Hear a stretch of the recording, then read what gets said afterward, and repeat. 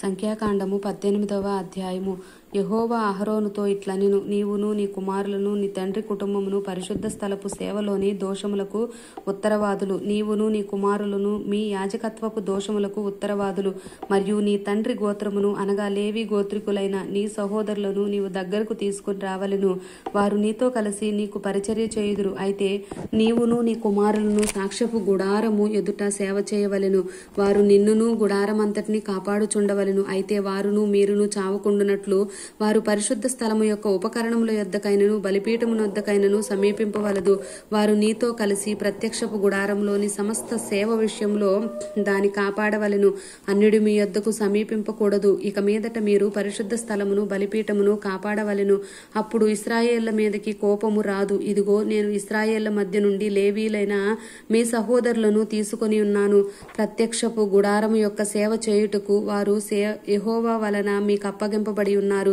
కాబట్టి నీవును నీ కుమారులను బలిపీఠపు పనులన్నిటి విషయంలోనూ అడ్డతెర లోపలి దాని విషయంలోనూ యాజకత్వము జరుపుచూ సేవ చేయవలెను. దయచేతనే మీ యాజకత్వపు సేవ నేను మీకిచ్చి ఉన్నాను. అన్యుడు సమీపించిన ఎడల మరణశిక్ష నొందును. మరియు యెహోవా అహరోనుతో ఇట్లనెను, ఇదిగో, ఇశ్రాయేళ్లు ప్రతిష్ఠించు వాటన్నిటిలో నా ప్రతిష్ఠార్పణములను కాపాడు పని నీకిచ్చి ఉన్నాను.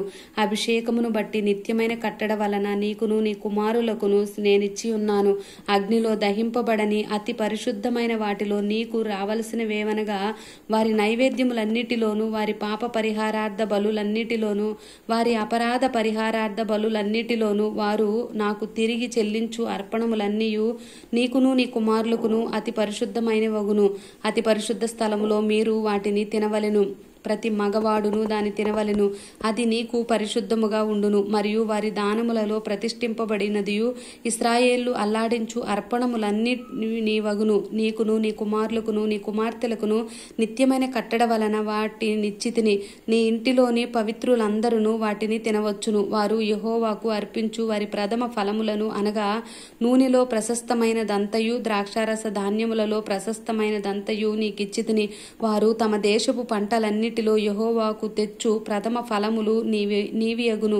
నీ ఇంటిలోని పవిత్రులందరూ వాటిని తినవచ్చును. ఇశ్రాయేల్లో మీదు కట్టబడిన ప్రతి వస్తువు నీదగును. మనుషుల్లోనిదేమి జంతువుల్లోనిదేమి వారు యెహోవాకు అర్పించు సమస్త ప్రాణులలోని ప్రతి తొలిచూలు నీదగును. అయితే మనుషుని తొలిచూలి పిల్లను వెలయిచ్చి విడిపింపవలెను. అపవిత్ర జంతువుల తొలిచూలు పిల్లను వెలయిచ్చి విడిపింపవలెను. విడిపింపవలసిన వాటిని పుట్టిన నెల నాటికి నీవు ఏర్పరచిన వెల చొప్పున పరిశుద్ధ మందిరము యొక్క తులపు పరిమాణమును బట్టి 5 తులముల వెండి ఇచ్చి వాటిని విడిపింపవలెను. తులము 20 చిన్నములు. అయితే ఆవు యొక్క తొలిచూలిని, గొర్రె యొక్క తొలిచూలిని, మేక యొక్క తొలిచూలిని విడిపింపకూడదు. అవి ప్రతిష్ఠితమైనవి. వాటి రక్తమును నీవు బలిపీఠం మీద ప్రోక్షించి యెహోవాకు ఇంపైన సువాసనగా కలుగునట్లు వాటి క్రొవ్వును దహింపవలెను. కానీ వాటి మాంసము నీదగును. అల్లాడింపబడు బోరయు కుడి జబ్బయు నీదైనట్లు అదియు నీదగును. ఇశ్రాయేళ్లు యెహోవాకు ప్రతిష్ఠించు పరిశుద్ధమైన ప్రతిష్ఠార్పణములన్నిటినీ నేను నీకును నీ కుమారులకును నీ కుమార్తెలకును నిత్యమైన కట్టడను బట్టి ఇచ్చితిని. అది నీకును నీతో పాటు నీ సంతతికి యెహోవా సన్నిధిని నిత్యమును నీ స్థిరమైన నిబంధన. మరియు యెహోవా అహరోనుతో ఇట్లనెను, వారి దేశములో నీకు స్వాస్థ్యము కలుగుదు. వారి మధ్యను నీకు పాలు ఉండదు. ఇశ్రాయేళ్ల మధ్యను నీ పాలు నీ స్వాస్థ్యము నేనే. ఇదిగో, లేవీలు చేయు సేవకు అనగా ప్రత్యక్షపు గుడారం యొక్క సేవకు నేను ఇశ్రాయేళ్ల యొక్క దశమ భాగములన్నిటినీ వారికి స్వాస్థ్యముగా ఇచ్చితిని. ఇశ్రాయేళ్లు పాపము తగిలి చావకుండునట్లు వారు ఇక మీదట ప్రత్యక్షపు గుడారమునకు రాకూడదు. అయితే లేవీలు ప్రత్యక్షపు గుడారం యొక్క సేవ చేసి వారి సేవలోని దోషములకు తామే ఉత్తరవాదులయుందురు. ఇశ్రాయేళ్ల మధ్యను వారికి స్వాస్థ్యమేమియూ ఉండదు. ఇది మీ తరతరములకు నిత్యమైన కట్టడ. అయితే ఇశ్రాయేళ్లు యెహోవాకు ప్రతిష్ఠార్పణముగా అర్పించు దశమ భాగం నేను లేవీలకు స్వాస్థ్యముగా ఇచ్చితిని. అందుచేతను వారు ఇశ్రాయేళ్ల మధ్యను స్వాస్థ్యము సంపాదింపకూడదని వారితో చెప్పితిని.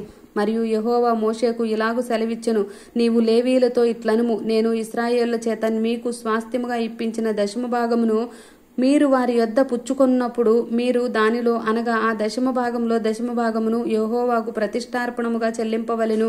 మీకు వచ్చు ప్రతిష్ఠార్పణమును కళ్ళపు పంట వలెను ద్రాక్షల తొట్టి ఫలముల వలెను ఎంచవలెను.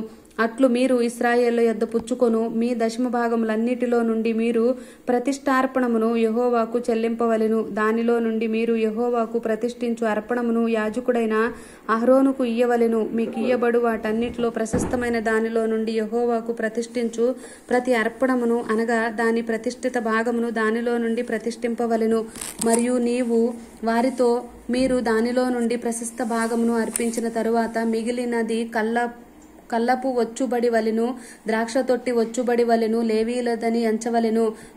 మీరును మీ కుటుంబీకులను ఏ స్థలమందైనను దానిని తినవచ్చును. ఏలయనగా ప్రత్యక్షపు గుడారములో మీరు చేయు సేవకు అది మీకు జీతము.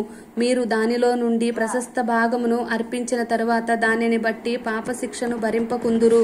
మీరు చావకుండునట్లు ఇశ్రాయేలుల ప్రతిష్ఠితమైన వాటిని అపవిత్రపరచకూడదని చెప్పుము. ఆమేన్.